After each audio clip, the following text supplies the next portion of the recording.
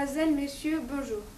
Nous sommes en direct du Palais des Congrès de Liège pour assister au tournage de l'émission Les News, diffusée sur la 2 à 17h50.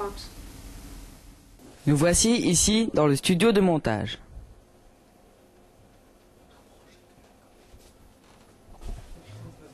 Bonjour Thomas, qu'est-ce qu'on fait maintenant? Maintenant on prépare l'émission de ce soir qui a lieu dans plus ou moins 6 heures. Et donc on a des reportages qui ont été faits hier et avant-hier, donc ça c'est bon, ils sont faits, donc on ne doit pas les monter. Mais maintenant on va préparer la traduction c'est une séquence qui vient de Flandre, qui est en flamand, et donc nous on va les doubler, on va mettre des voix au-dessus. Voilà, et c'est ça qu'on prépare maintenant, et on va aussi, comme Christophe ne sera pas là demain, on va préparer la journée de demain aussi, donc l'émission de demain. Voilà, c'est ce qu'on fait maintenant. Combien de temps vous faut-il à peu près pour préparer une émission?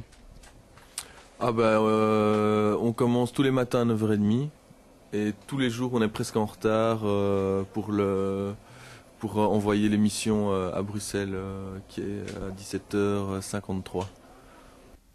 Plus tard, j'aimerais travailler à la télévision. Alors aujourd'hui, je fais mes premiers pas sur un vrai plateau.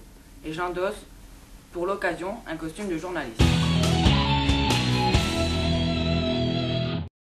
Bonjour Christophe, tu es le présentateur vedette de l'émission. Si vous êtes ici, c'est que vous avez sans doute fait des études de journaliste. Comment êtes-vous arrivé là? En fait, j'ai fait des études de journaliste, comme tu dis. J'ai étudié pendant 4 ans, j'ai fait une licence en journalisme, et puis j'ai travaillé en radio à Énergie, donc je faisais des bulletins d'information à Énergie, et puis j'ai passé l'examen aux news, j'ai commencé à travailler aux news quand les news ont été lancées. Quel est l'horaire d'une journée type?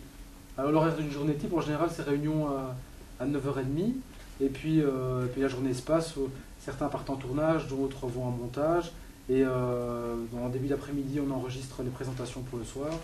Et alors l'émission passe à 17h50 tous les jours. L'émission, les news, c'est un travail d'équipe, non?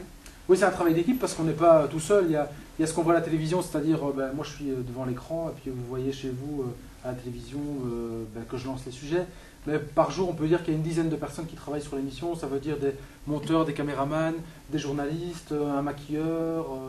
il y a vraiment beaucoup de monde et on peut dire qu'il y a une grosse dizaine de personnes, voire 15 personnes qui travaillent tous les jours pour la fabrication de l'émission.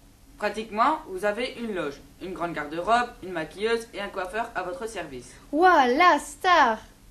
Ouais, dommage, j'ai pas vraiment une grande garde-robe ni une loge, mais cela dit, on a un maquilleur en effet qui est là tous les jours, ou une maquilleuse, et qui nous maquille juste avant d'aller à l'antenne, parce que si on n'a pas de maquillage, eh bien avec les éclairages qu'il y a ici sur le plateau, on brille très très fort.